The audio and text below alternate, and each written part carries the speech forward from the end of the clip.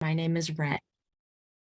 There we go. There's the recording in progress voice. But yeah, I am just, please feel free to introduce yourself into the chat, name the land that you're on, and name something that brought you to this Zoom today. There's also a link in the chat that Nani sent, where if you don't know what land you're on, you can check that out at www.native-land.ca. And it's really good to see you all. Thank you all so much for being here.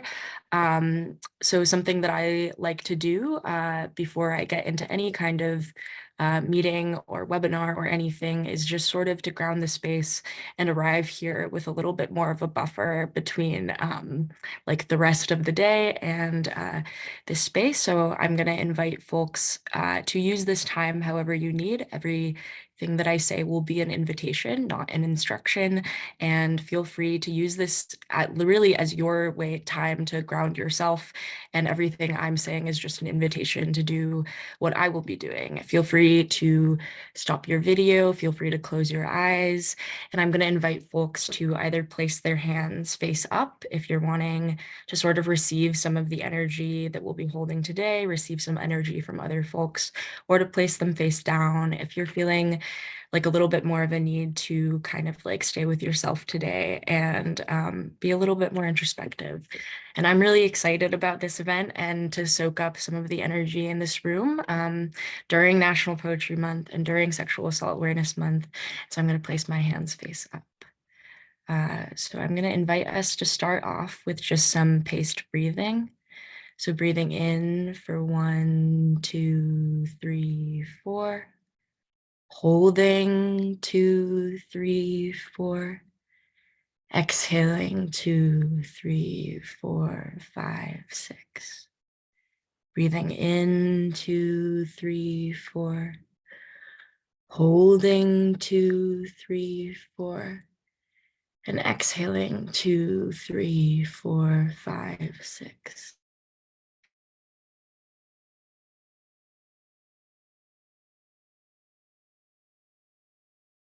Sorry, Ren, your voice went out again. Nope, not yet. Okay, how about now? Yes. Okay, sorry about that, y'all. I'm going to invite y'all to put one hand on the belly and one hand on the chest. Breathe in, let your belly inflate and your chest rise. Hold 2, 3, 4. And as you exhale, let your chest fall and your belly deflate. 3, 4, 5, 6. Breathing in, let your belly inflate and your chest rise. Holding 2, 3, 4. And as you're exhaling, let your chest fall and your belly deflate. And as we keep breathing together, I'm going to just sort of walk us through a body scan, starting from the tippy tops of our heads, traveling down to our eyebrows, our temples, noticing where we might be holding tension or what thoughts might be coming up, what's sitting in our body, not judging it, just noticing it. Going to our eyes, our noses, our cheeks, all the way down to the jaw and the neck, into the shoulders, where I know I'm holding a lot of tension from sitting most of the days, going into our spine, imagining it walking down every single bone of the spine, into our waist, hips, into our seats, if we are sitting, down through our legs, knees, all the way to our ankles and feet. And now I'm going to ask you to sort of notice where your body is making contact with the floor or the chair, or however you're most grounded right now, and imagining something extending all the way down into the earth, and breathing in 2, 3, 4, holding 2, 3, 4, and exhaling 2, 3, 4, 5, 6. And as you keep breathing, thinking of the ways that our bodies are connected all the way down to the earth, where there is always something growing and sprouting and breathing, and to know that to breathe is to be able to connect back to it. And breathing in, 2, 3, 4, holding 2, 3, 4, exhaling 2, 3, 4, 5, 6. And as we keep breathing, I'm going to read the Harbor Seal Meditation from Alexis Pauline Gumbs's Undrowned Black Feminist Lessons from Marine Mammals. Before she goes underwater, the harbor seal will slow her heart. Yes, from 120 beats per minute to 3 or 4 heartbeats per minute. But first, she exhales. When she is underwater, the oxygen she needs is the oxygen she has. Her blood breathes for her through her muscles as she descends as deep as 1,500 feet, deep enough for what she needs to do. She slows her heart and listens, reaches, knows. What if you could hear the world between your heartbeats? Slow down enough to deepen into trust. How can I learn the skill to tell my heart, slow down? The pressure is coming. Slow down and we will have the air that we need. Slow down and trust the ocean underneath you and live in it, the underneath that nourishes love, your blubbered warmth, your sleek survival, you among the most abundant seals. And then you come back out to the surface and you race your heart to meet the sky. You breathe again to feel the world. Your heart, this bead of recognition, your heart, the waking of your lungs, the way it slows and when it quickens, the space between and all this closeness. I would breathe at the pace that love requires, which is not always the same, but is always here. My heart, the harbor seal, lives half her life in water, half her life on land, and through it, she has to know her heart, what it makes possible, her breath and what it needs, and I can live this whole life from my heart, despite all my impatience and my fear. I can know my heart like love knows you, has always known. Ready? Exhale.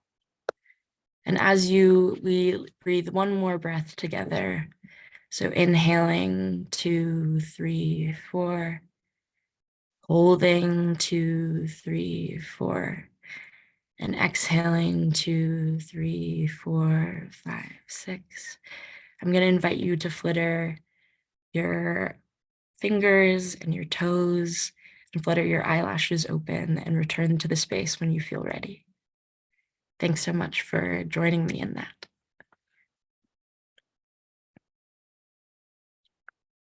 Great. Thank you all for being here today. I'm so unbelievably excited to be having this conversation and hosting this space. My name is Ren Liu. I'm the Communications and Outreach Manager for Jane Doe Inc., aka JDI, the Massachusetts Coalition Against Domestic and Sexual Violence.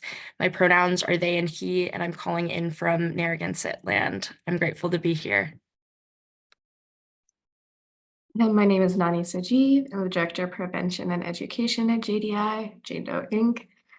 And my pronouns are they and she, and I am on the land of the Massachusetts and Pawtucket people. Awesome. We're so excited to be here, and thank you so much to all of you for being here as well and for sharing a little bit of yourselves into the chat. I know that I just took a peek and I would also love to know more about that anthology, but we're just going to get started with a little bit of an introduction of this event. So welcome to Beyond Violence, Survivor Healing, and Reclaiming Our Stories. We're really excited to always have programming for you all, but we're especially grateful to share this space today. So since I was a teenager, I've been involved in this domestic violence and sexual violence movement. And also since my teen years, awareness programming has always felt a bit off. SAAM and Denim Day so often mark the flooding of our screens and timelines with statistics about rape and assault and just how pervasive gender-based violence is. But these are facts we are already intimately familiar with. It is triggering for the purposes of spreading awareness to everyone but who these awareness months are actually trying to center and help. And so in planning this conversation, the question that has guided us most is, what does a sexual assault awareness month that is actually for survivors look like? Because it sure isn't the way our media sensationalizes this violence. Every day we wake up to headlines of extreme cases of rape, assault, homicides, and true crime and police shows have become an industry that sensationalizes and reproduces the violence we're so familiar with as a form of entertainment. As survivors, we know these are not our stories. We are not just the violence we've experienced, and we are not all the same victim. We are intimately familiar with how we work to respond to all of the survivors who cannot rely on our existing criminal legal systems. And as one of our poets today, Olivia Gatwood, writes in the author's note to her poetry collection, Life of the Party, if true crime was interested in justice, it wouldn't focus on crimes committed by strangers and instead would reveal the much more common perpetrators, men whom these women knew and often loved. It would focus on the cases that are not explicitly perverse and shocking, but instead the ones that are familiar and fast and happen at home.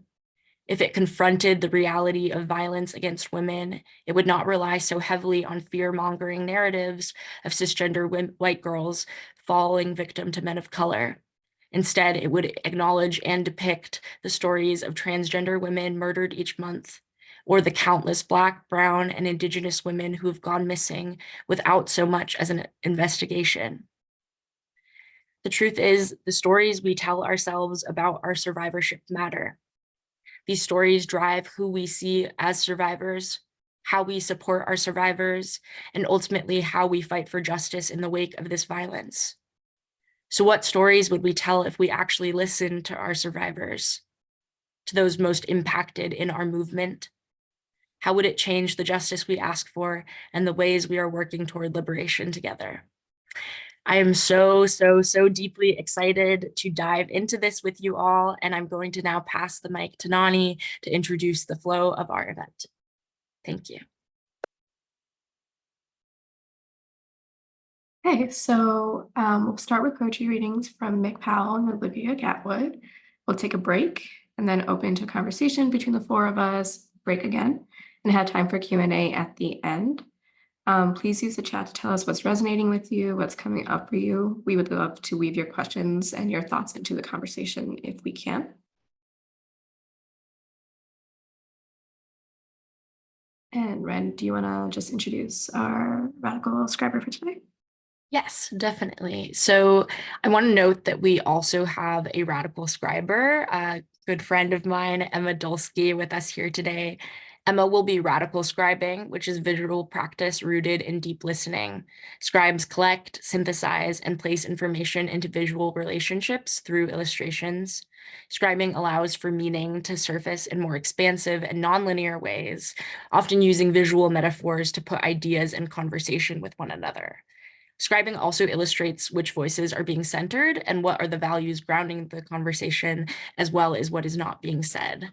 I'm going to place Emma's bio and website into the chat so that you can see a little bit of their work and get as excited as we are.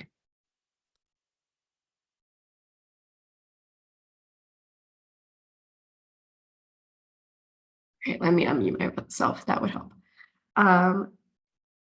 It is really hard not to like fangirl, and also I love fangirling. So if you get that energy, then that's what it is.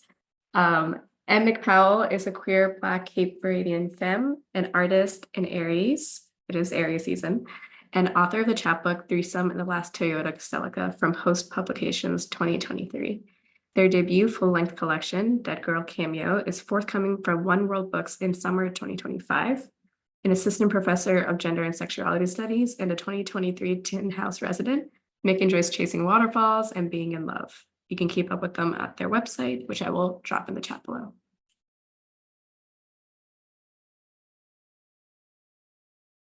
Good afternoon, everybody. Hello, welcome, and good morning for folks if you're not on the East Coast or if you're elsewhere. I'm so glad to be here with you all. I want to send an extreme, an abundance of gratitude to Nani and Ren for gathering us today. Gratitude, of course, to JDI for supporting this event, and gratitude for everyone who's in the audience this afternoon and for joining us. I'm looking forward to spending time together today. I am Mick once more, and I use she, they pronouns. I'm calling in from Paugussett Territory in what is now known as or called New Haven County, Connecticut. And I'm just, if I could have thumbs up if sound is good and if y'all can hear me okay. I'm talking loud enough. Looks like it's all good. Great.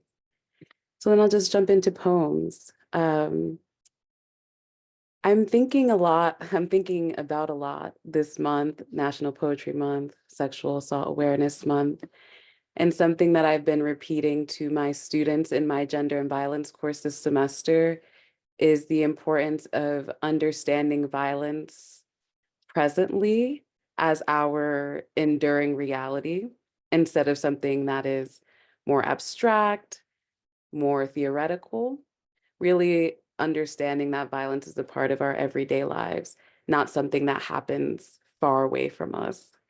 Um, and even for the violence that does happen far away from us physically, that those violences are not abstract either, that they're real. Um, and so with that being said, that's some of what I'm thinking about in my poetry is the reality of violence. And I'm going to open with a poem that I want to dedicate to my loved ones and that I want to dedicate to survivors of sexual violence, state violence, and genocide across the world and across time and space. This is called Black Girl Archive Object 9, Catalog Fragmentary. We know what becomes of us, Black girls, brown girls who learn to measure a fresh wound by its scent, vermouth, acetone, chlorine, Clorox, clomethiazole crushed. Black girls, brown girls who closed another chapter of grief, who clamored on about the Brock, the bramble, the bomb, the airstrike, the soldier with his rough boot pinned to a daughter's bruising throat, the bullet, another iteration of our undoing, our forward folded girlhood.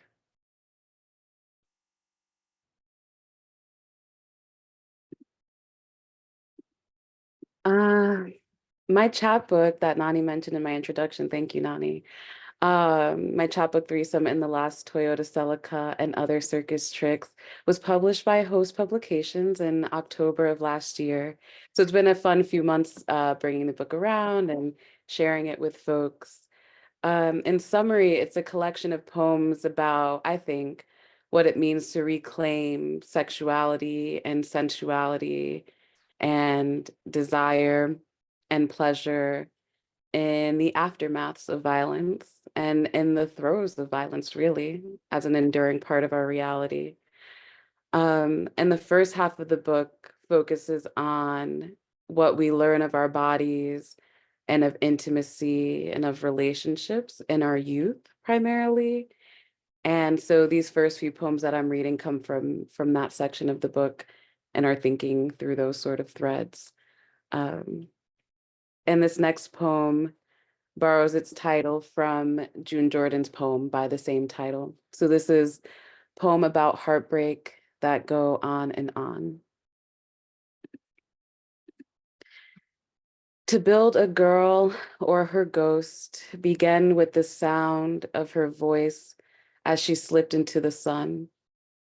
Sometimes it suffices to hex a tongue from the lesioned yellow, to fetch the femme from her headstone like a switch from a tree.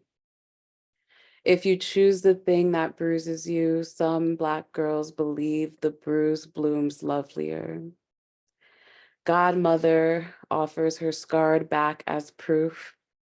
Mother, the cut across her throat, the burn brandishing between her legs. Thus, as a child, I was taught touch as an unjust language.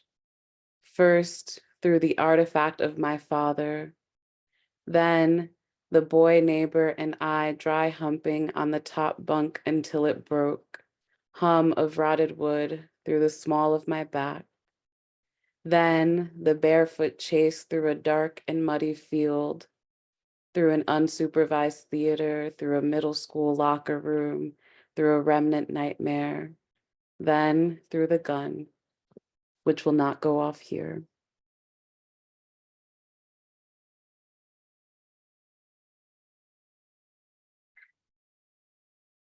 Thanks for being here, y'all. And thanks for, I see some things kind of happening in the chat, but it's sort of peripheral to me right now.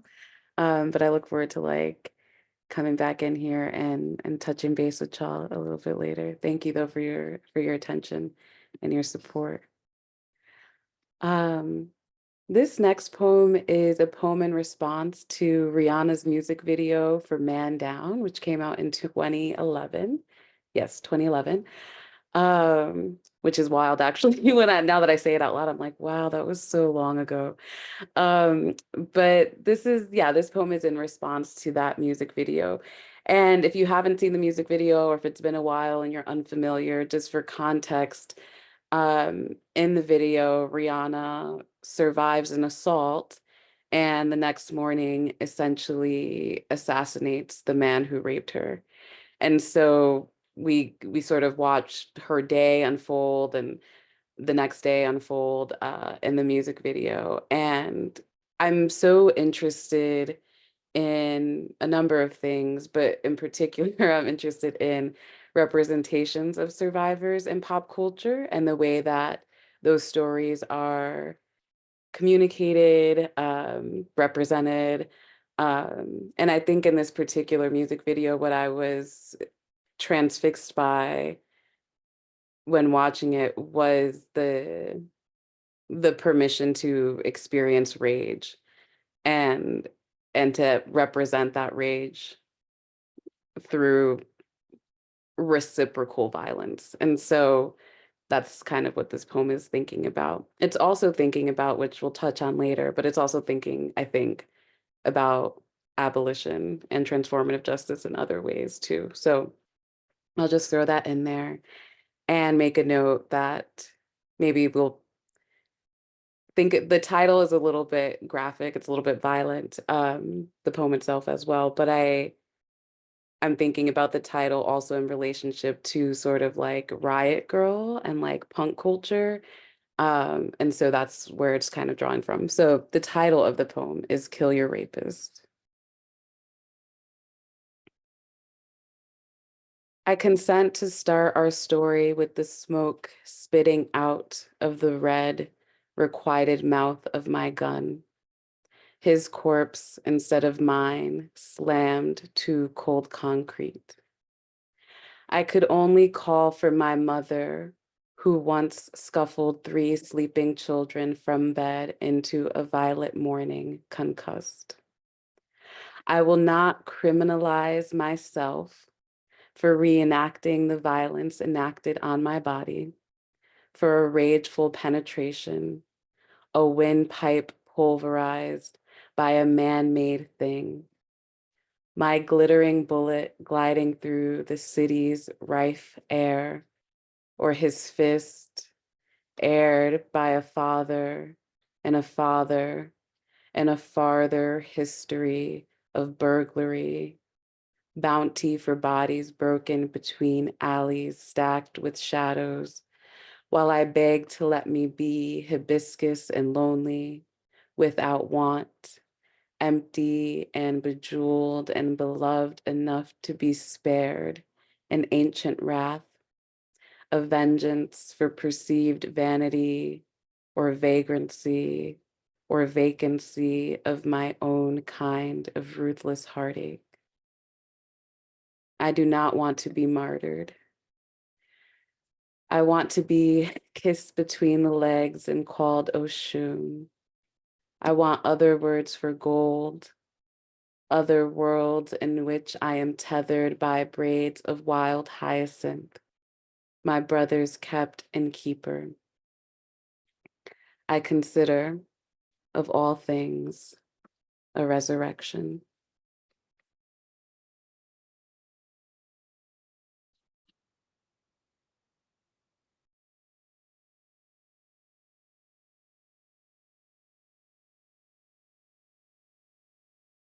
In addition to thinking about media representations of survivors, I'm also interested in mythological representations of survivors, as well as the mythologies surrounding survivors as well. So all of that is sort of bundled up and interconnected for me. And so this next poem is thinking about Egyptian mythology and the story of Isis and the sun god Ra. Um, and I could say more about this later or in the future. We could talk about it offline. But yeah, again, just like thinking about like the stories we know of survivors and re-rendering those stories in ways that I feel like are meaningful to me. So with that being said, this is another poem from that series of Black Girl Archives. So this is Black Girl Archive, Object 30, Myth Enchanted. No one else makes mention of the goddess who charmed the secret from Ra. Only the serpent, its venom, its enchanted fang dug into divine flesh. But haven't I been Isis, wretched, magical woman, wet with want, and kneeling over a thing made fertile by a mortal considered a god? Haven't I too conceived out of desperation, molded from earth a makeshift weapon, sucked poison straight from the throat, and clenched my teeth around a name? Haven't I made them come and come on command, breathless in my bed? Haven't I softened their incurable sorrow, caressed the soul's secret from its center, pulled to palate, the taste of keeping it persimmon sweet? Haven't I held my bejeweled hand up to the mouth of a reluctant God and indeed made them speak?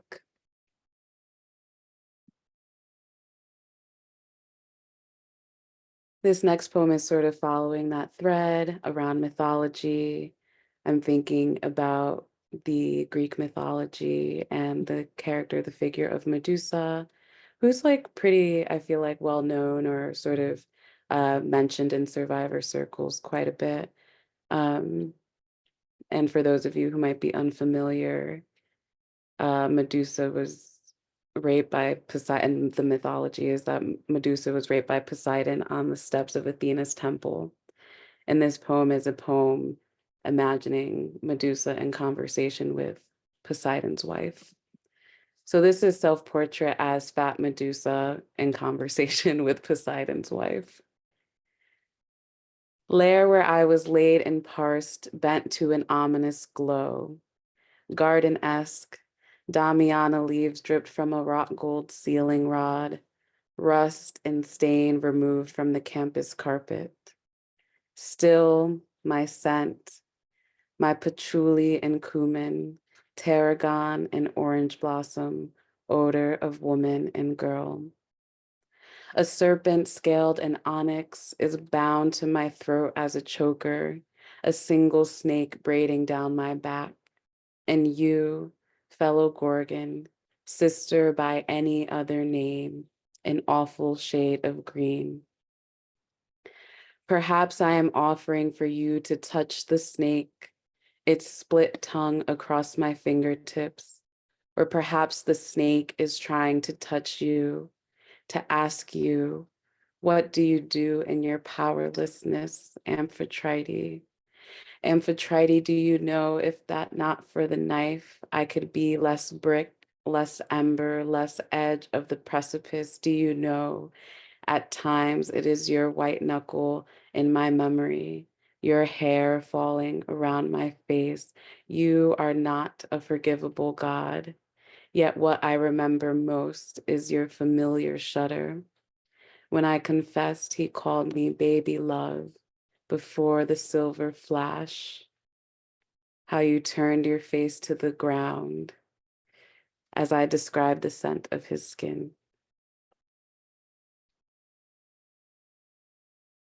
Okay. Thanks for rocking with me, y'all. I have one more poem for you for now. And again, just want to thank y'all for being here. I think this poem continues to connect on the mythological and the fictional, but also sort of like bridging to reality and the work I'm most interested in currently. So everyone who knows me knows that I'm a very big Alia fan. And this poem is another self-portrait, but it focuses on the character of Akasha, who is the Queen of the Damned. If you haven't seen the film, it's okay. And for all of these poems, if you haven't engaged with any of the myths or the music videos, it's all okay. I ideally hope that the poems are still accessible um, for the narrative that they're sharing. But anyway, this poem is focused on Akasha, and it's I guess the only other thing you need to know is that the last line is Alia's last line in the film, and it's also her last film before she dies, and so it's like her last line, sort of on camera. So I think that's all you need to know, and then I'll close out after this. But thank you all so much. This is Self-Portrait as Akasha, Queen of the Damned, Eating the Beating Heart. I take a generous taste of the mortal's mouth before I snap its bones. Although centuries of stone turn my palate to ash, my body still thrummed with the wet of a god. God, I miss most this foreplay, appraisal of a throat, vein, cut, and bulge, appetite fueled by the hot touch of tongue.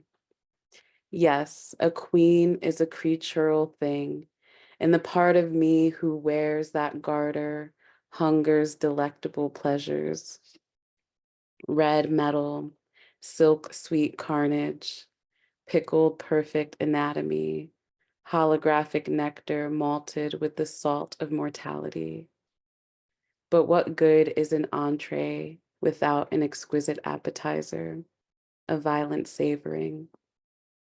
At the heart of the dance floor, I dissipate, dip my hips to an electric guitar, scowl my seduction before I stake my nails through the mortal's thymus and diaphragm, kiss its pulsing organ to my time-sharpened teeth.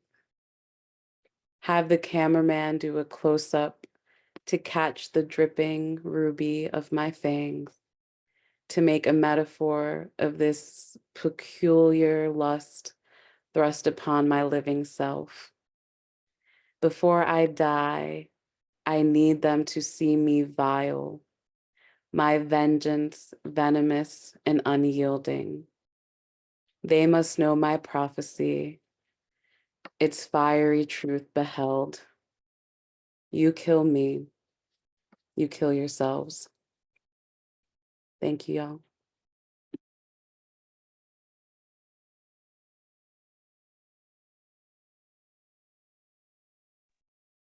Wow, thank you so, so much, Mick, for that beautiful, beautiful reading of so many gorgeous poems. The NSVRC, which is the National Sexual Violence um, Resource Center, I believe, has asked folks to wear teal for Sexual Assault Awareness Month, and Mick's beautiful book that you can get on their website is really on theme and is just like stunning. And you can, I don't know, I've had the luxury of being able to see these poems as they're formatted, and yeah, I'm always sitting with Mick's work and so grateful to have had that reading. Please feel free to folks to share some love and like appreciation in the chat. So much of what I love about poetry is getting to see folks' reactions to poetry.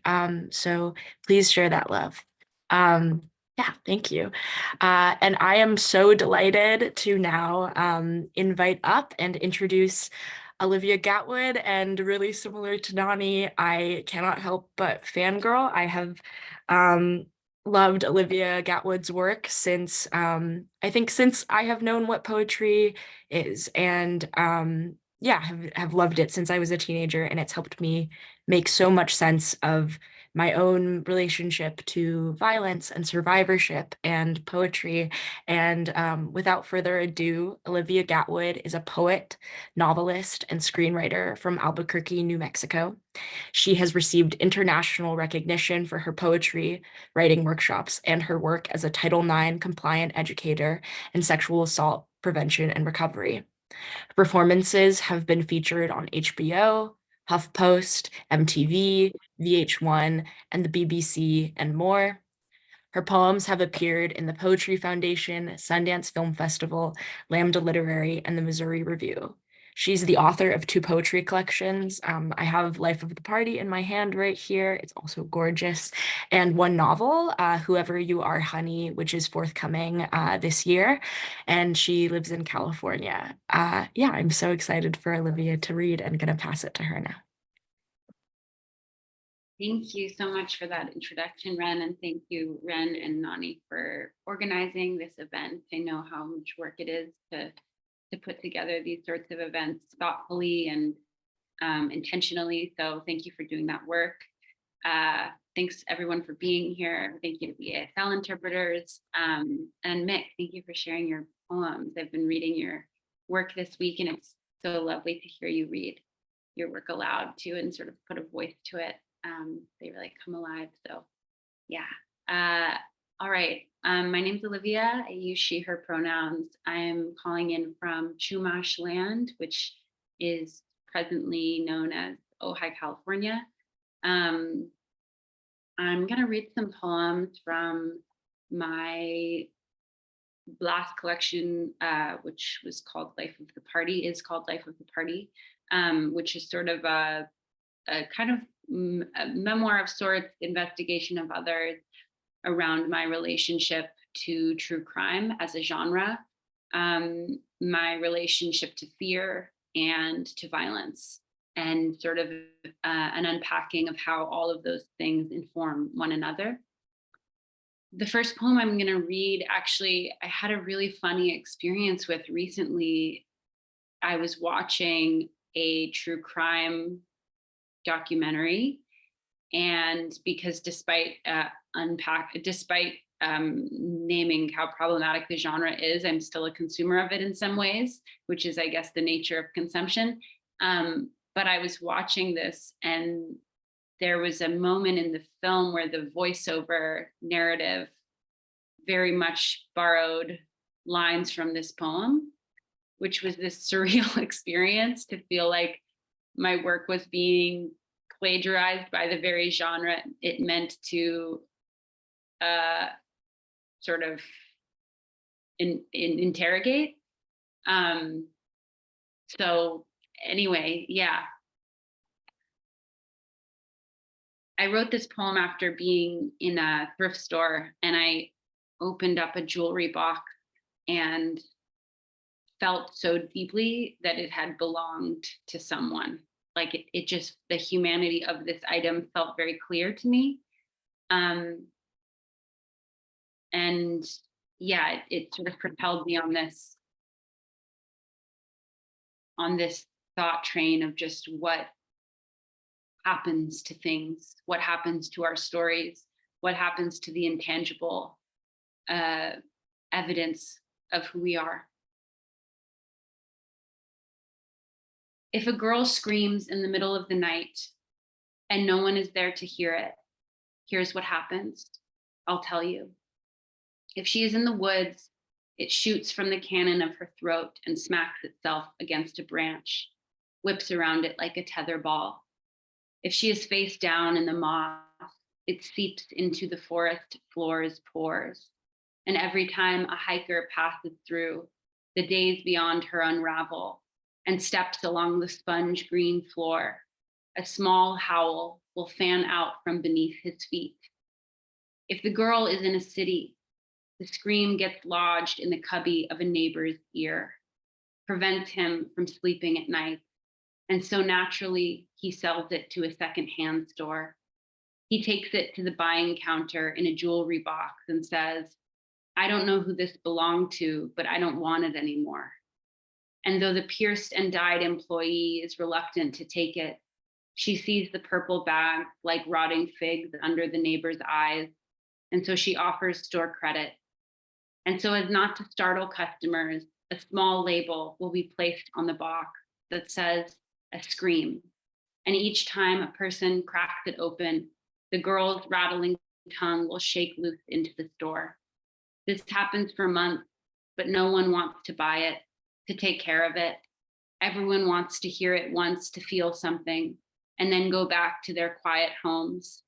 So the store throws it in a dumpster out back, where the garbage truck picks it up and smashes it beneath its hydraulic fists. The scream will get buried in a landfill somewhere in New Jersey, and later the landfill will be coated in grass, where a wandering child will see a hill, will throw her body against it, and shriek the whole way down. Thank you. Okay, so I think this next poem is fairly self-explanatory, but the title of my book is Life of the Party because I found that that's such a common phrase in broadcasting about specifically the deaths of young white women.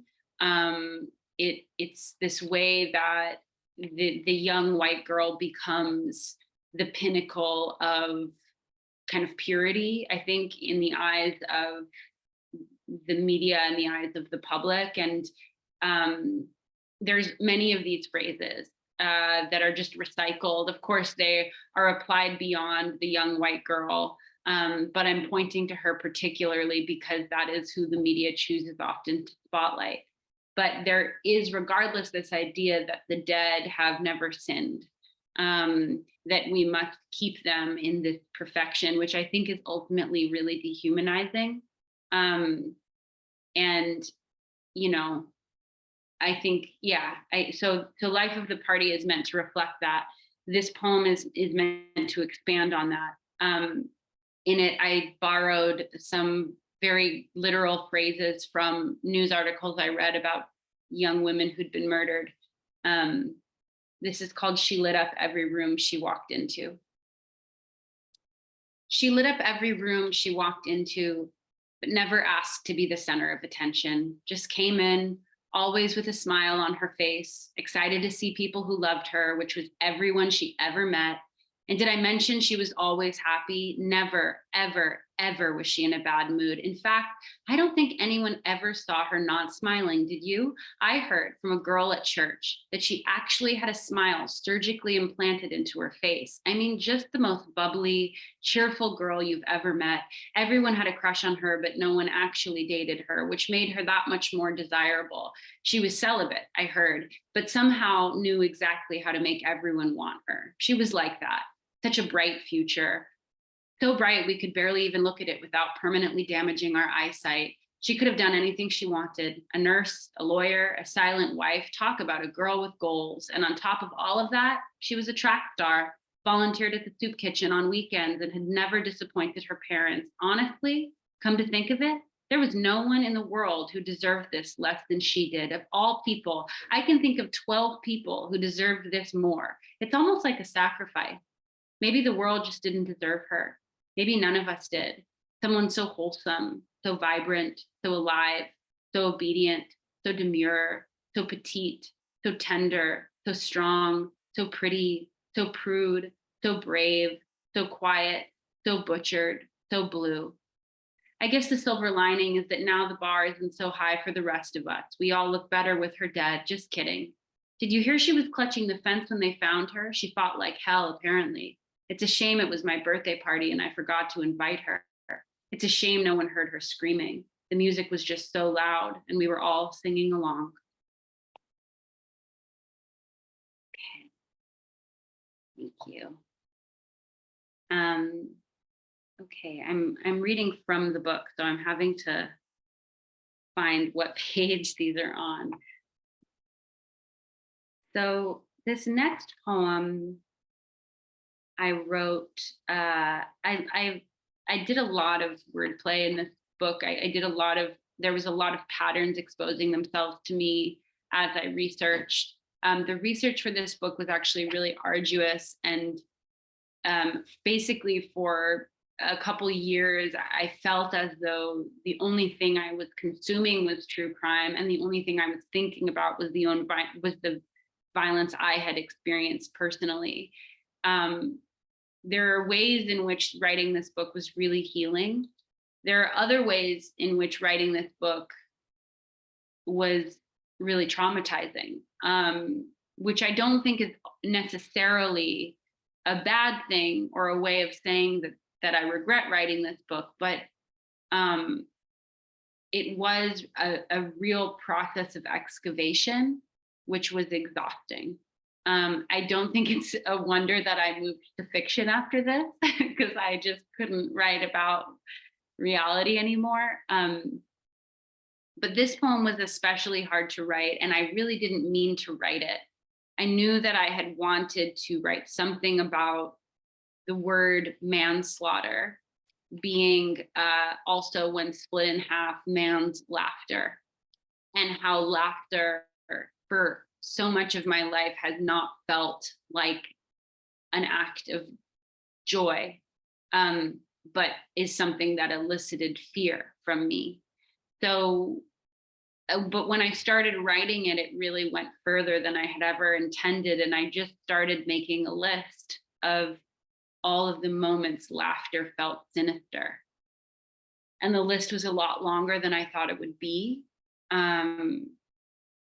And yeah, and so this is called Man's Slaughter, Man's Laughter. 1. I told a joke to the babysitter's father, and he laughed so hard he fell off the swing. He laughed so hard he asked me to come inside. 2. The first time a boy kissed me, his friends laughed, their torsos throbbing to the same beat, while he lodged his tongue inside my throat until I choked. 3. Laughter requires modification in our breathing pattern. Example, while I struggle to breathe, so does the man. 4. At the bakery where I work, my boss asks me to visit him in his office 3 times a day, where he details the things he would like to do to my teenage body. 5. Today, a policeman sits next to him. When my boss says, "I would fuck you against a wall," the cop laughs so hard he has to hold on to his duty belt. 6. The boys make it a game to throw me off the jet ski as close to the rocks as they can get without killing me. 7. The boys make it a game to leave me in the park at night until I think they're not coming back. 8. The boys make it a game to hold me underwater. 9. Laughter does not replace a sentence. It punctuates it. Where someone might pause to cough or breathe, laughter takes its place. Example, where I gasp for air, the man laughs. Where I barter, the man laughs. Where I scream, the man laughs. At the house party, I am asleep in the guest room. I am woken up by pain. On the floor, there is a boy I do not know, with his hand reaching up toward the bed, his fingers shoved inside me, pulsing. He is not looking at me. He might as well be fumbling for his keys in the dark. 11. I leave the room wrapped in a sheet. The boys at the party love this. A panicked girl, naked under their linen. When I tell them, they storm the bedroom, pick the boy up by his arms and legs, like a heavy net of dead mackerel, and toss him out onto the porch. They are laughing so hard they cannot ask me if I am okay. They cannot help me find my clothes. 12. The boys make it a game. 13. My boyfriend laughs while another man claims the name of the West Mesa bone collector. He tells us he can lead us to the bodies, and my boyfriend laughs harder. 14. I'm screaming behind my boyfriend's locked door. When I get out, his roommate sits on the sofa, laughing at the television, turned all the way up. 15. Years later, the roommate sees me at a bar. He does not say hello, just laughs and says, if I had a girl who looked like you, I would have locked her in my room too. 16. Laughter is not about humor. It is about acknowledging a shared joy. Laughter is about bonding. Example, when I hear men laughing, I do not enter the room. I crawl home in the dark. Thank you. Okay, so when I was writing this book, I obviously came across a lot of kind of serial killer lore, which has never interested me that much. I'm not a person who knows those, like the facts of those serial predators. But one thing I did come across that stuck with me that I had already known about, but especially while writing this book, was Aileen Wuornos. If you're not familiar with her, she's sort of known as the first woman serial killer. But what struck me about her was that she, as a person, sort of occupied every role that my book sought to examine. So Aileen is a queer woman who's a Pisces, like me, but also was a victim of sexual violence. She was also a perpetrator of violence. She was a murderer, but she had also been was murdered by the state of Florida when she was sentenced to execution. She was a really complicated person. I actually think the film Monster is a pretty empathetic depiction of her, which I wouldn't expect. But I think I just kept going back to Aileen as in every poem I wrote, Aileen sort of was on the outskirts having some kind of feedback. And it's not that I feel that she's a person I look up to or is a person that I, is even a good person, whatever that means, but that her identity seemed to exist in every facet of that I was writing about. So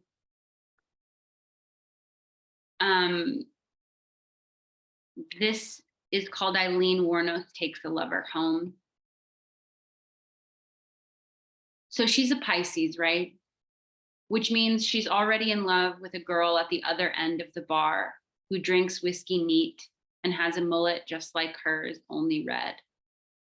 Pisces love to see some version of themselves in everything.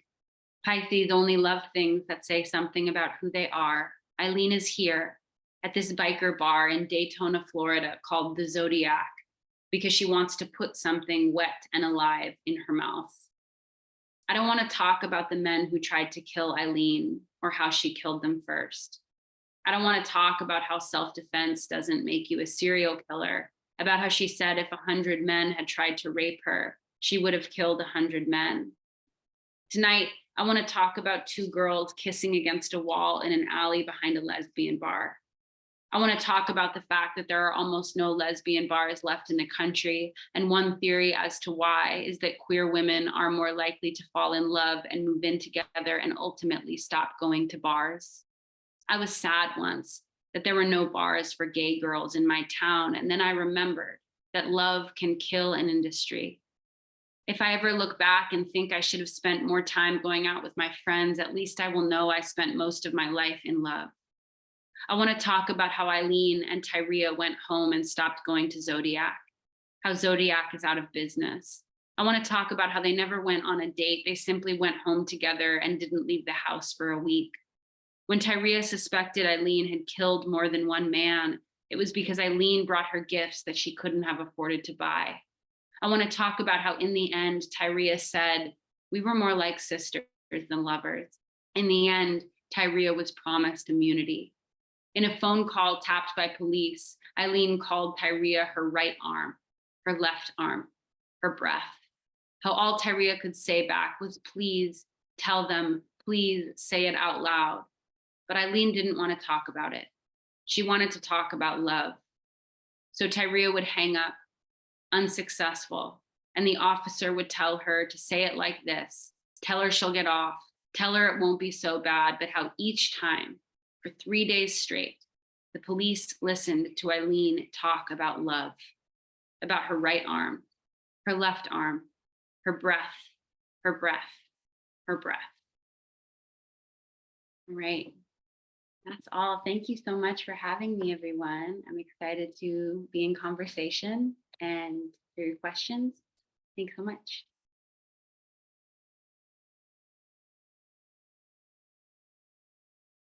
Thank you. Thank you both so much. What we have on the schedule is for folks to take a couple of minute break. I definitely need it because this has been really beautiful and I don't think I can go directly into a conversation right now. So let's come back at like 3:08. Does that work okay with the both of you and Ren? Okay, I see nuts. We'll come back at 3:08. Please go do whatever you need to do.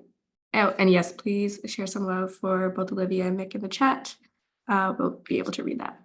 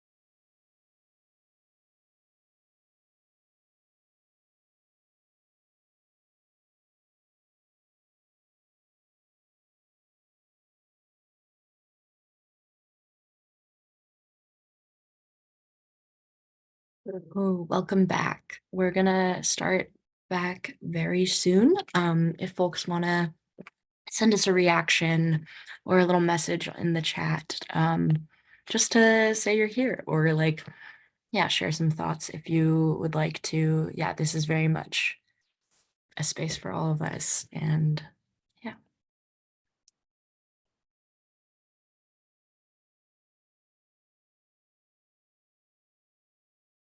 I really like the duckling popping out of the egg that I think Marianne just shared. Got some hearts.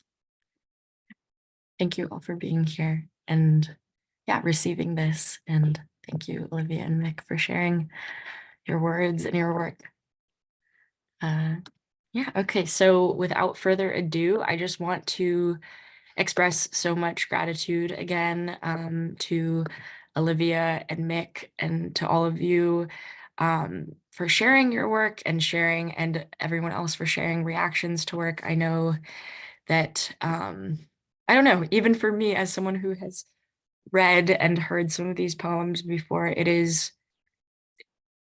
I feel like I could return to any of them at any moment in my life and have new thoughts or new resonances with them. And I think something that I think I keep thinking about, is that a friend of mine who is a holistic healer often likes to say, for as much violence as there is in the world, and there's a lot, there are just as many medicines, as many bombs, as many salves. Um, and yeah, I feel so, so grateful to be able to experience poetry and to hear poetry as one of those. So we're going to get started with our conversation. Um, Hi. So Olivia and Mick, both of you are poets who write about violence, gender, and survivorship, but you're also many other things. Olivia, you've done Title IX work, as we mentioned, and Mick, you're a professor who specializes in gender and sexuality studies. Can you both talk about a little bit about who you are and who you've been outside of a writer, and how that work informs your art? And also, how does your art speak to your work? And I'll put this question in the chat as well.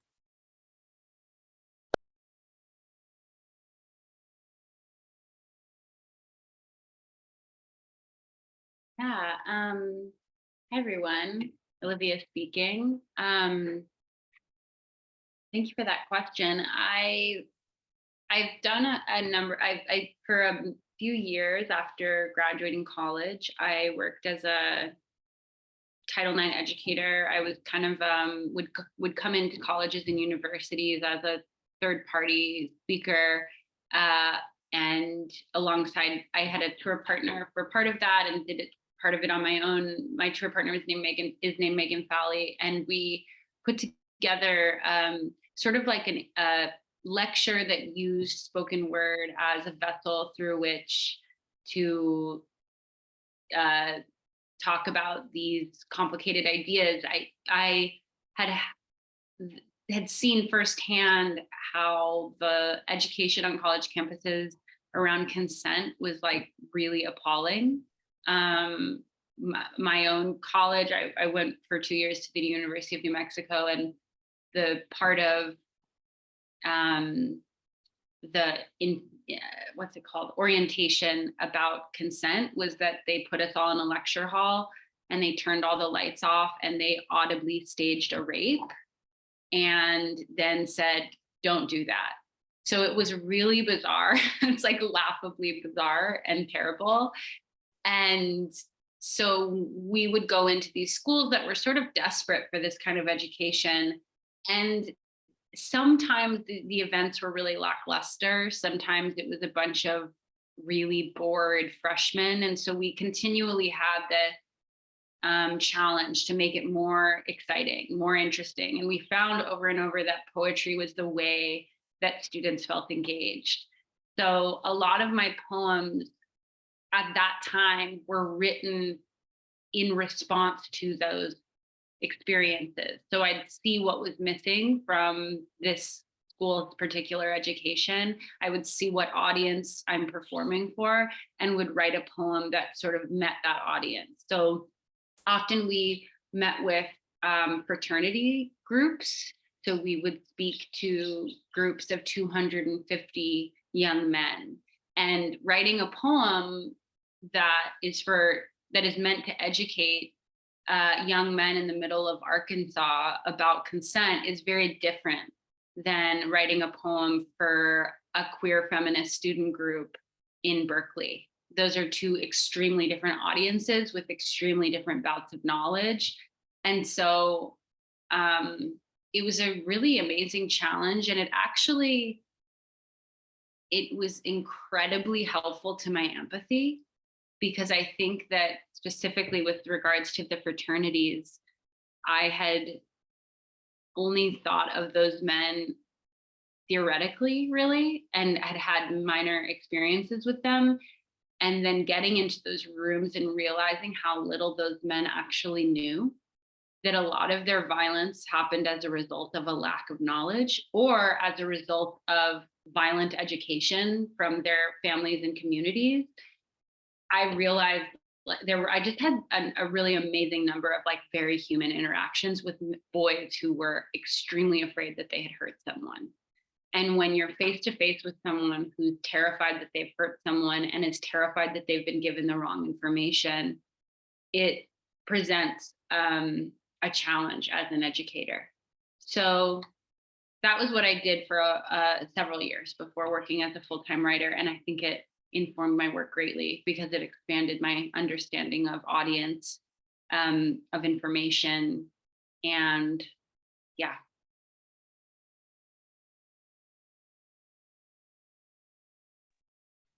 Thanks so much for sharing that, Olivia. It's cool to learn a little bit more about your previous work, and I'm sure work that you're still doing in different ways. So thanks for sharing that. I like this question a lot, so thanks y'all for posing it.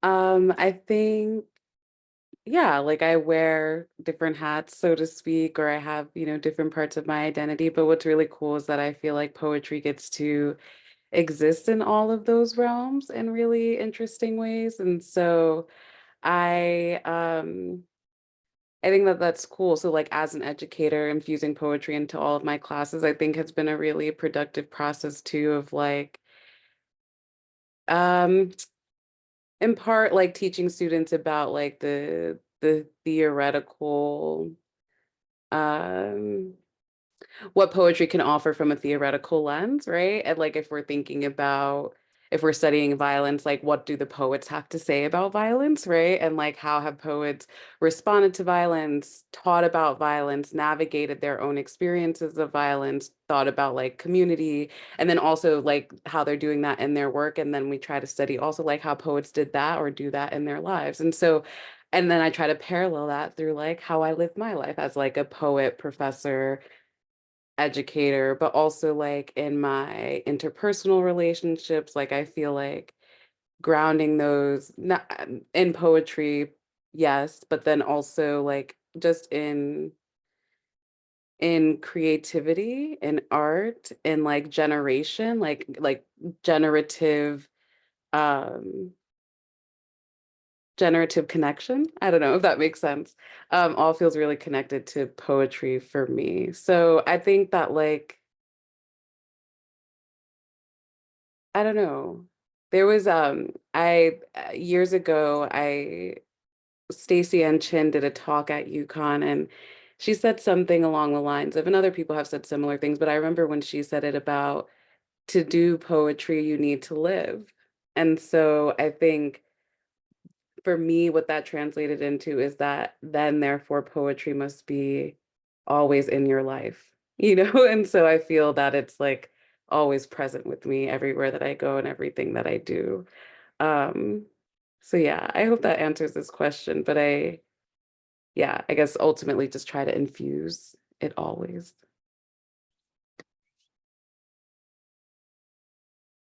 I think something that's like sitting with me is like off of what you're saying, Mick, is like so much of what art is to me and like writing is like about like really being human and like so much of like how we function through the world is really like telling us not to be our most human selves.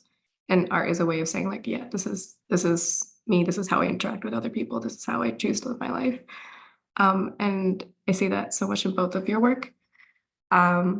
And given that, why did you choose the poems you read? What was on your mind when we first invited you?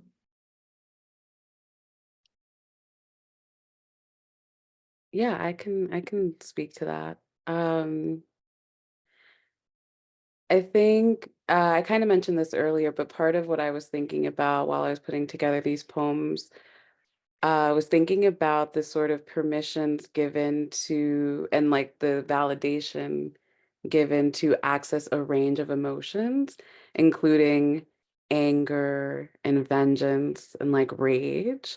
But also, of course, I hope, and maybe these, I don't know if these particular poems were the perfect examples of this, but in my collection of work, also thinking, of course, about desire and power and the erotic in different ways. So all of those emotions, all of those feelings, I was thinking about as I was creating or putting together my poems for today. But yeah, I think in particular thinking about the sort of rage that I wanted to kind of tap into, maybe because it's Aries season, or maybe because I also think that over the years, as I've been writing about desire and intimacy, that has felt really like good. And I feel like that's dope. Like I feel very comfortable in that realm. I feel like that's like now, my whole personality basically, right? So it's like that feels very comfortable for me, but what feels less comfortable or maybe less like accessible to me is like being able to tap into to anger. And I think that like in the poems from today and what I'm trying to do in my work in some ways is yeah, just validate those feelings and hopefully like highlight the complexities around these like responses. I think even in like the poem that responds to Man Down. Um yeah, just thinking about responses beyond violence, which is of course the title of the talk today. What happens in the aftermath of violence? How do we respond? Um and validating all of those different kinds of responses.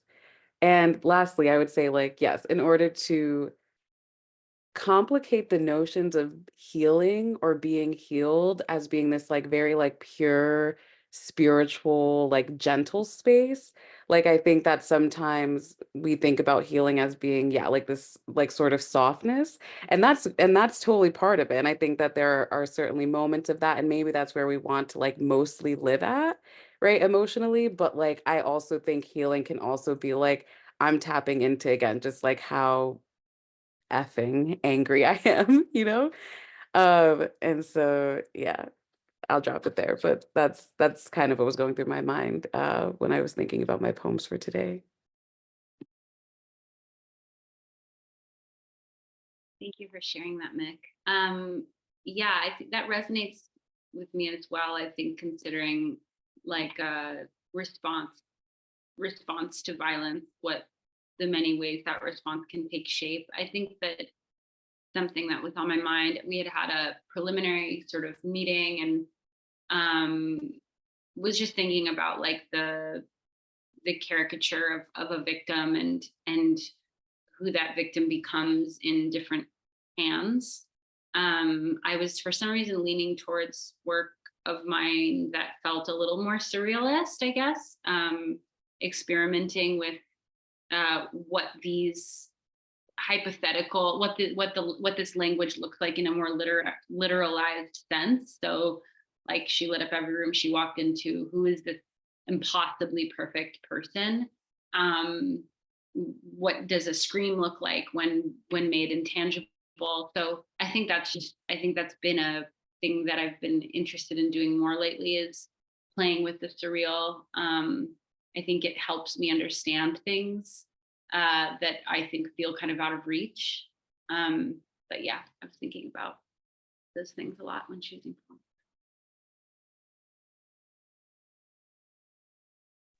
Thank you both for, yeah, I don't know, sharing those reflections. I think like, yeah, I think like something that I'm really sitting with right now is like both your answers to the previous question about like, I think Mick, when you said like like in order to write poetry, you need to live. I think for me, like almost the inverse is true of like, in order to live, I need to experience things through poetry. And I think so much of like what you're both like what I heard in your answers about how you chose the poems you did was about like resisting this kind of like flattening of survivorship as the victim as someone who doesn't have a life prior to the violence, who doesn't have a life after the violence. And what does it mean to give that a life? What does it mean to like write into all of the ways that that has been so boundaried and break out of those around like what does a scream look like and what does like rage look like, what are we not allowed to do? And that sort of leads me into like the next question, which is like something that I love so much about both of your work is that you're both so deeply in conversation. I think, well, first of all, I think both of your work makes me love girlhood and love like all of the power and like honestly the rage and like the really messiness of what it is to be gendered and like racialized as female, as an object. And you both are sort of like writing about violence and survivorship through the characterizations of other survivors. Mick, I love thinking through the Fat Medusa character in Self-Portrait as Fat Medusa in conversation with Poseidon's wife, and Olivia, the girl character in She Lit Up Every Room She Walked Into.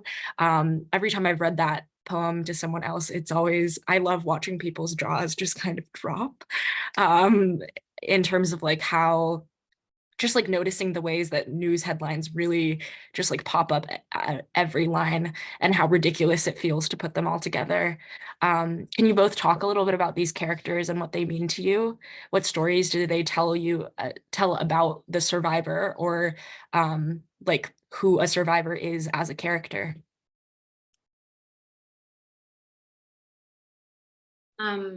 Yeah, I think that this is Olivia speaking. I think that I this maybe this is self-obsessed or something, but when I was writing this book, I kept thinking about how I would be described if I was killed. And I think that's natural to think about, especially when you're a person whose maybe work is more outward facing. You hear yourself described a lot. You see people talk about you. And that can be a really validating experience. It can be a really terrible experience. It can also just be an experience that you're having that maybe someone else who, my boyfriend's an elementary school teacher. He almost never has that experience, right? He almost never hears himself get talked about as a figure. So I started to realize like how deeply, not realize, I've always known this, but I'm deeply imperfect, deeply flawed. Maybe sometimes light up a room I walk into, often do not. So like, it was weird to read these profiles over and over that said the same thing. And it's like, it's this, I think what I began to realize was not just that we have a natural fear of talking badly about the dead. Also, you could argue why? What's the point? Why would we need to include someone's flaws in that in an obituary or something? So it wasn't, it's less that, and I guess more that it felt like a value system. It felt like a ranking. It felt like we need to show you how little this person deserved this. We need to show you really how unjust this was, because the homicide of a young woman is not enough, right? Like the death of anyone is not enough. We also need to then constantly talk about their innocence. I mean, to be honest, I've felt this way a little bit in this focus of the death of women and children in Gaza, and how there's this idea that in war, men, this isn't war, but in the case of war, or in the case of genocide, in the case of state violence, men's lives are collateral damage, which is not to say we shouldn't grieve the impact of the death of women and children who are not part of this conflict, but many men are also not part of this conflict, right? And did not choose to be part of this conflict. So I think there's a way that life gets ranked or something by focusing on quote unquote innocence. And sometimes innocence is not even about what we have or haven't done. It's like about the nature of who we are. The idea that we would see Palestinian men as less innocent by nature is a product of genocide. That is how genocide gets justified, you know? And so, yeah, it's something that I think is so glaringly obvious in media, in these profiles, and it's really a bizarre thing to interact with. So I wanted to showcase, I guess, that how unrealistic that character really is. And that, yeah, especially in She Lit Up Every Room, I guess, showing that the person who's saying all these things does not care about this person who has died. And the line of like, I can think of 12 people who deserve this more than she did is meant to illuminate this idea that there are certain people more deserving of this. So, yeah.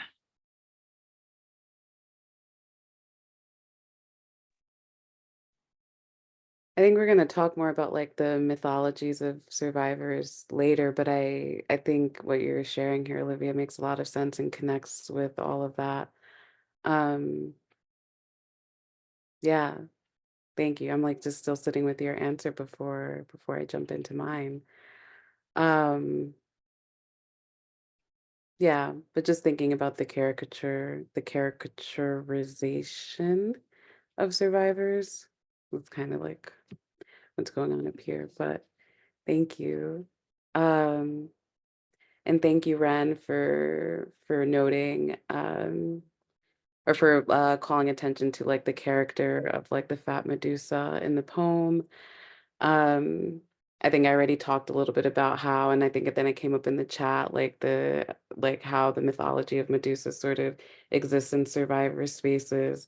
And so I'm drawn to her for similar reasons. And I think just when I think about the figure of Medusa and of course the things that we're supposed to find like ugly or heinous about her, like the serpent in her hair, her ability to turn people to stone, right? We're supposed to find those things as horrifying, but of course they are actually, I interpret them and many people interpret them as weapons of defense, right?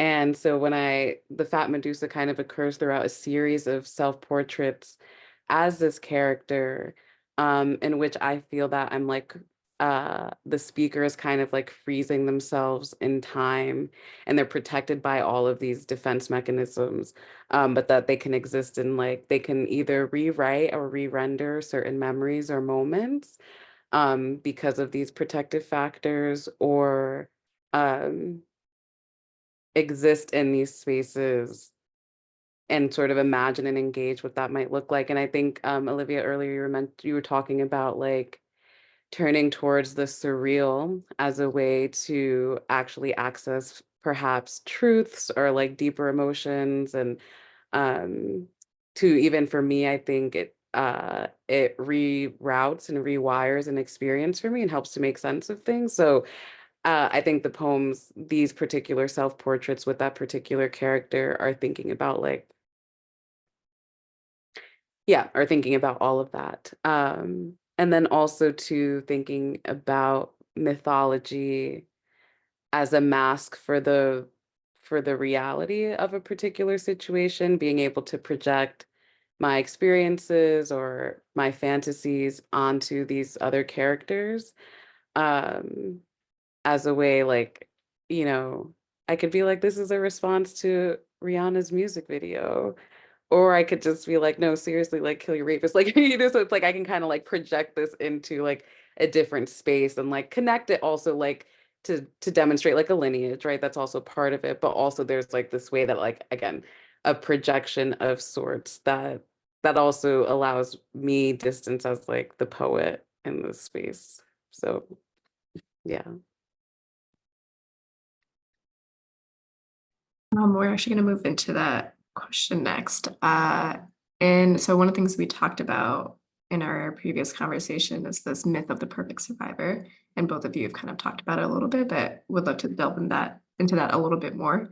Who is this perfect survivor and what makes a survivor or rather violence newsworthy?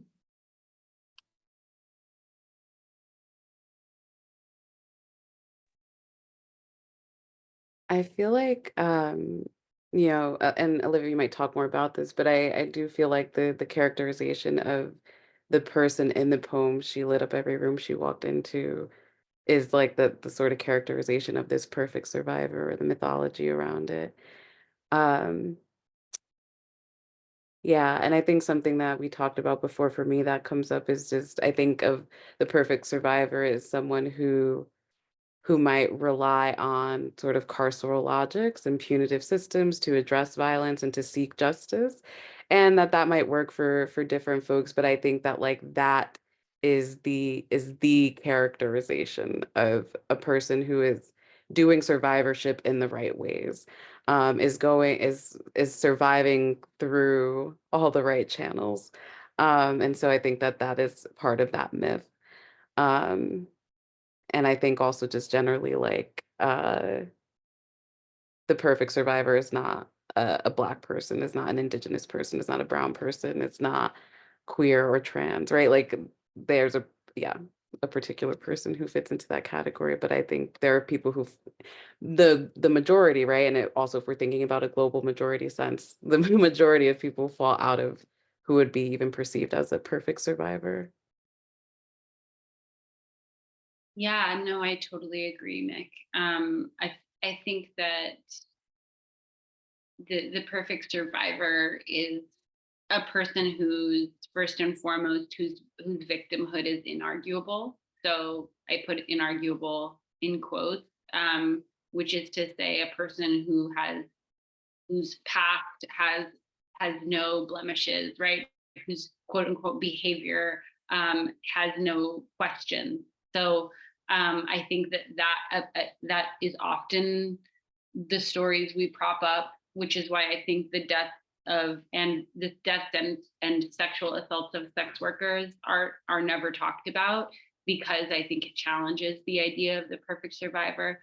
Um, Also, what Mick said about the survivor relying on sort of punitive or carceral punishment, I think oftentimes when we think of um, a perfect survivor in any sense of the word, whether that be a survivor of violence or a survivor of illness, is a person who puts down the common enemy and props up the systems that systems of power. So the common enemy being, the quote unquote rapist, right? The quote unquote like pedophile. And then the systems of power being the judicial system, the police, the carceral system. Uh, is I think that the myth of the survivor has in part been carved out by these systems as a way of um, arguing their relevancy. So when we look at, and I think we will talk more about this, but when we look at the actual statistics in terms of how many rape cases even go to trial, or how many of those rape cases that do go to trial result in a conviction, if we are measuring success based on that, which I personally don't, but if we are, the carceral system is actually highly ineffective. So what then the carceral system needs to do is find survivors who can say, I went to the police, they did these good things for me. So that I think it's sort of that sort of is what the perfect survivor ends up being, is a kind of puppet in a way. Mm. Yeah, thank you both so much for those reflections. I mean, I know I'm really interested in this conversation, as are so many of the folks in our coalition who are not only trying to support survivors, but while doing that, having to navigate a lot of these systems. And I think something that I'm like hearing come up a lot is that like the stories that we tell about survivorships and the stories that we listen to about survivorship don't necessarily inform the ways that we pursue justice, but rather the ways that we try to pursue like proceedings around like the criminal legal system are what inform our stories in the other way. Like, I think I just want to read this quote from your author's note, actually, Olivia, where you talk about how like, I think like something that was really coming up for me when we were even like beginning this conversation of the perfect survivor, when you said, is it self-obsessed to think about like what would it be like, how people would talk about me if I was killed? I think that that's a really reasonable thing, because we oftentimes don't really talk about caring about these lives of survivors who live more at the margins, who do not, who cannot rely on these systems until we think about death or think about that as newsworthy. You write, the truth is, it's a privilege to even have your body looked for. And yeah, I think I'm really sitting with that. And that really brings us into our next question. Like, what does justice and safety for survivors then mean to you? How does it come through in your work? And also, I think something that I'm thinking through now is like, how does it come through also in like reactions to your work? Because I know we spoke a little bit about that as well.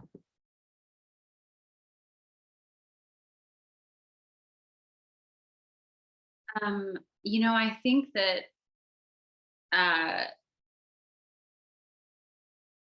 the thing about the justice that I imagine, or the safety I imagine, is that it's like highly involved and highly uncomfortable, I think. When I was teaching at these colleges and universities, and I was coming face to face with these guys in fraternities, many of whom like admitted to me they had probably sexually assaulted someone. It just became so abundantly clear to me that the wound was like deeply insidious, and it was woven throughout every structure we were engaging with, to the point where giving a lecture on consent almost felt completely useless, because what does it mean to give a lecture on consent when all of these men are then going back to what is like an elite club for predominantly white men to exist exclusively in community together? Like, how then does my work have any impact? And so, and I've run into that. I've spoken on army bases before, where I've given a lecture on consent and then watched as these young men were screamed at and belittled and abused and prepared for war, where they would inevitably go and dehumanize people.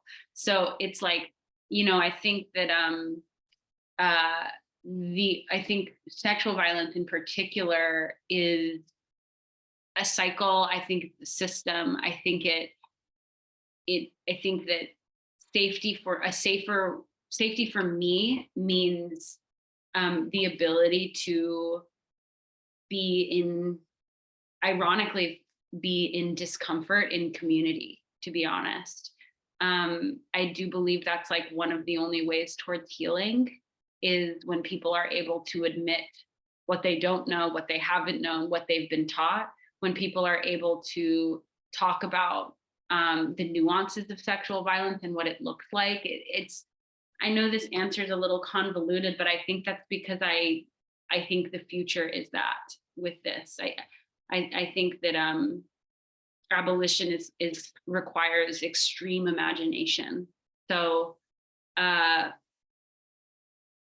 you know, in terms of reactions, when I've talked about this publicly, when I've talked about my reticence to prop up the justice system as an outlet for survivors of sexual violence, I've gotten a lot of backlash from my own readers who've said, I feel safe because my rapist is in prison. And the truth is, it's like, yeah, of course you feel safer that your rapist is in prison.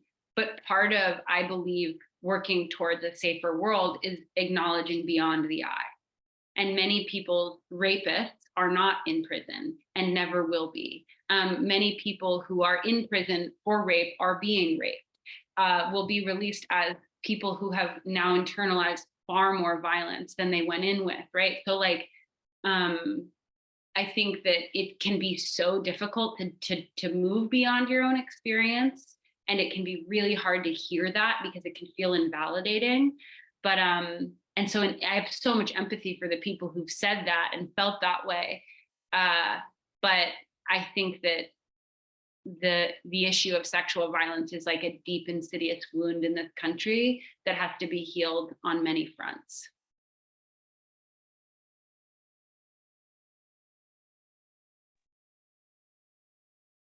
Yeah, I don't have much to add to that answer. I just concur completely.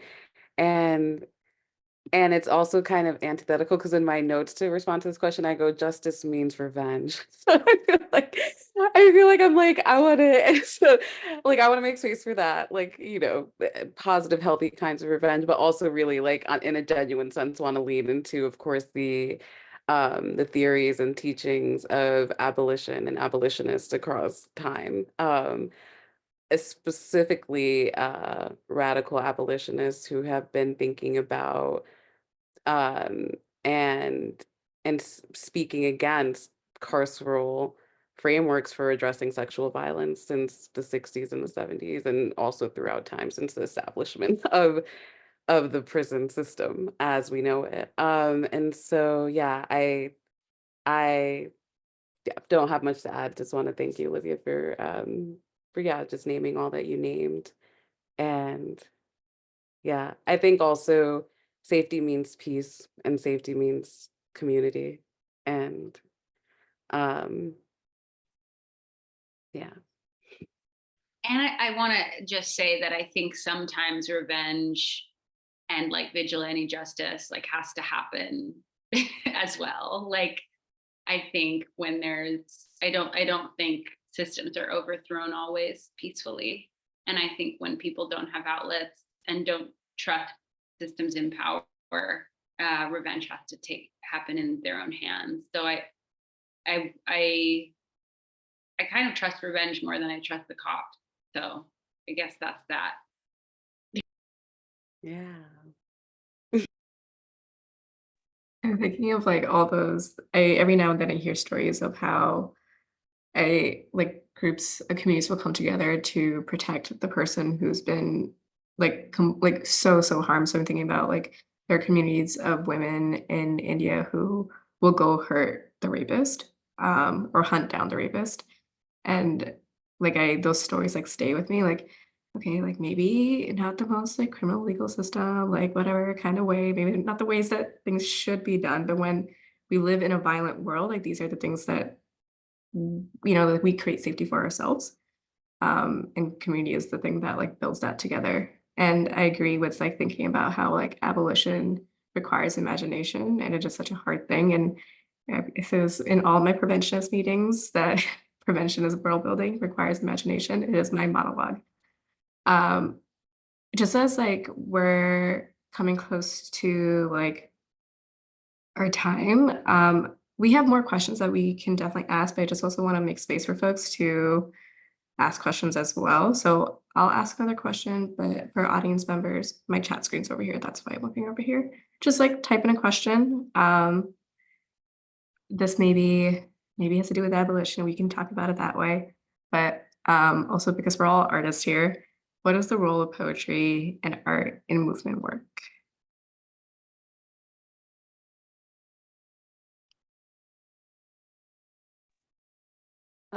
I think for me, I think about poetry as, there are lots of uses for poetry, but I think in particular, when we're thinking about movement work, I would think of poetry as archive and poetry as record keeping and poetry as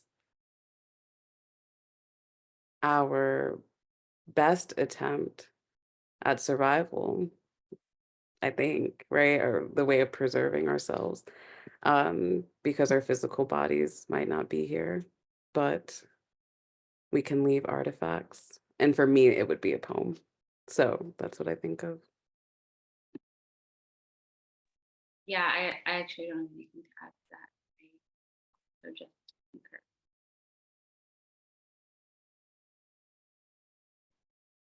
Yeah, thank you. Um, I think like I think for me, like a lot of I don't know, I think I'm like almost even still coming back to like what you both said in the beginning of like poetry, yeah, like as a roadmap for living and as a roadmap for our survival. And also like even Olivia and Mick, when we were talking about like what does justice mean, like even as you were talking about like oh like it means being uncomfortable and like having to like sit in this uncomfortability, I'm like yeah, all of that discomfort and like sitting with the violence and also sitting with the rage and like what feels really uncomfortable and like possibly violent about trying to heal is like part of that, you know? And like I think for me oftentimes that is what poetry lends me is like a sense of like okay, like here's this thing that is like so secret and like so deeply scary. And I think of the James Baldwin quote that is like um I thought like no one else had these thoughts in the world and then I read a book. And yeah, I don't know, I think like that is sort of the that is so much of what both of your work does for me. And Nani, I'm curious if we want to bring it to some maybe like audience questions or if we want to ask any other questions. We might have time for one question, which is I have a question that I really want to ask, but I don't need to because we've been talking and asking questions. So, okay, cool. We have a question from Lila in the chat. Um, Thank you for loving this event. So she says, thank you both for sharing. What recommendations do you have for finding community with other survivors? What are some survivor-led or survivor-centered organizations, platforms, newsletters that you might point others to?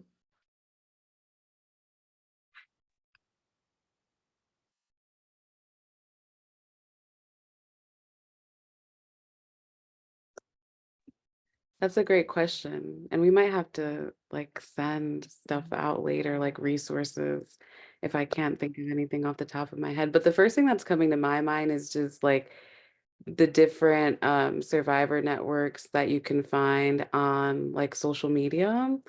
There's like, I think it's now defunct, but I remember a few years ago, I found this like Instagram page like for survivors who use cannabis as a way to like to do healing stuff. And so I was like, oh wow, like these are my people. And I was like, this is great. And so like I feel that there are so many like different places that you can start there, and then maybe local organizations like JDI or other places. But like I said, I feel like for me, I would want to think on this a little bit more and give some more particular suggestions.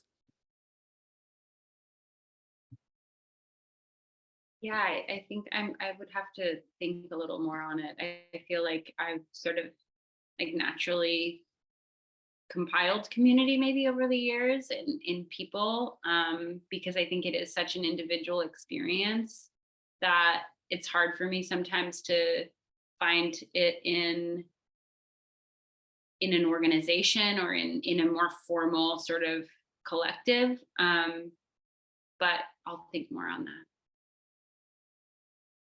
And we can take those together and send it out in an email if there are like specific groups. But I think also what you're saying, Olivia, is the like there are always survivors. There are so many people who are survivors, and not every survivor is the person that you build community with. But I love my community of survivors. That's like how we like make it through the day. So, Nick, I'm not sure if you look like you were about to unmute. I'm not sure if you were going to add something else. I might have just been misreading. Sorry, just kidding. We might have time for like one more question before we move into closing. You can also just raise your hand if you want to ask your question. Okay. Maria says justice and safety mean for survivors is important to me because I'm one and I'm not really sure how to deal with it at the moment. Oh, okay. Oh, cool. Sorry, I'm reading your comment out loud. I thought it was a question, but there's, I think, a resource that we can share with folks. Oh, thank you so much, Maria.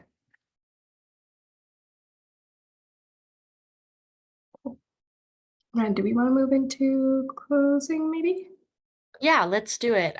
What was the, I did what I was interested in what your question that you really wanted to ask, and possibly just like an Yeah. Olivia final chance to like say whatever is on their minds. Yeah, my question that I really wanted to ask was like, we can do that. And then also if you want to talk a little bit about desire, pleasure, and love. I would always like that was so present in your work. And I really felt that as well when you both were reading. So um yeah, and also if there's anything else you'd like to share with our audience and our coalition. These are folks who work with survivors every single day. They know intimately how violence comes up in people's lives, and they are truly doing some of the most incredible work I've ever been around. So if there's anything that you would also like to share with them before we sign off. Sure. First of all, I just want to one more time express so much gratitude for all of you for being here. Thank you so much. It's been a really wonderful afternoon. And just to add and to tap into your question about desire and pleasure, I think for me, and part of what we're talking about today, what I hear as connective threads between my work and Olivia's work is the way, of course, that we're forced to consume these graphic stories about violence, the sort of like grotesqueified version of violence, as if violence in and of itself is not grotesque, but enough. And so for me, writing about desire is like, well, then why can't I write about what is sometimes considered like graphic desire? Why can't I like really tap into like intimacy and pleasure?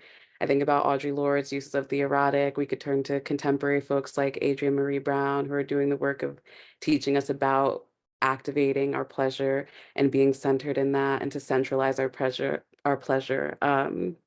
So I think centralizing desire has helped me heal from and reframe some of the deep-seated narratives about like what I've learned about my body through violence. I've been able to reframe that for myself by tapping into desire and intimacy um, more openly in my work and just in my life.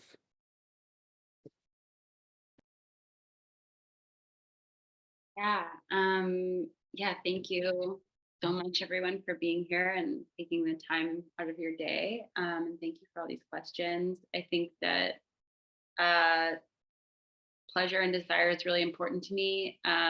It's something I try to make central to my life. I think being a person is a really taxing experience, and there's a lot of things in the world that feel really good, and so I try to do those things. And I think that just like paying close attention to my body and um, my brain, and recognizing what feels good, and centering that, I think also makes me a better writer, a better friend, a better partner, a better person in community. And so, um, I tried to write in this book a number of love poems because that felt important also to the, um, that felt like important to the narrative also of true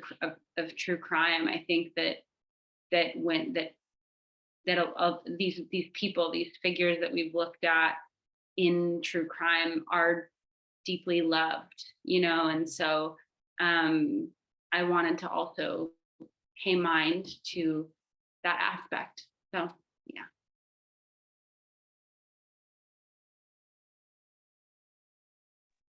Well, thank you both so much. And thank you everyone else for being here. I hope as folks are moving through what is probably a very hectic month, that we're holding on to this, like both, I love the idea we talked about rage, and I really want making space for rage, that even if it's uncomfortable, like I think we should be angry about a lot of things. So And it's like really freeing to hold that or to feel that, and to also make space for pleasure and desire, whatever that looks like for folks. I dropped a link for our reflection feedback survey. As I said earlier, I'm very nosy for the things that you all feel and think about. It's also like we always move to one thing to the next. So like if you need a moment to just reflect back, that's a way to do that. Just want to thank Ren, of course, because this would not have happened without Ren. Uh, it's been really exciting to work with Ren. Thank you to our interpreters, Kinsey and Samara, our radical scriber, Emma, our captioner, Sebastian, and of course, Mick and Olivia for your work that you do for and with survivors outside of the space and all the art that you get to share with us. So thank you.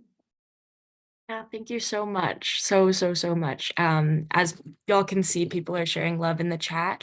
We'll keep this Zoom room open for a little bit longer, but also, yeah, I don't know. Everything that we're talking about is not confined to this hour or today or even this month.